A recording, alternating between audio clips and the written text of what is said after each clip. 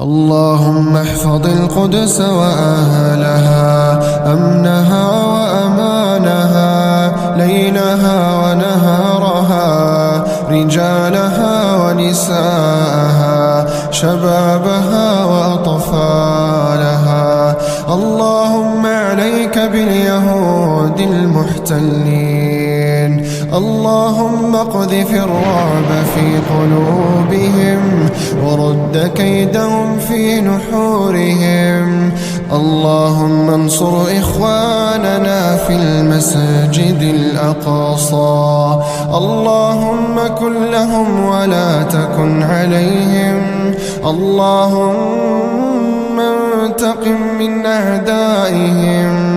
اللهم لا تجعل فيهم مريضا إلا شفيته، ولا ميتا إلا رحمته، ولا مكروبا إلا نفسته، ولا مهموما إلا فرجته، ولا مبتلا إلا عافيته.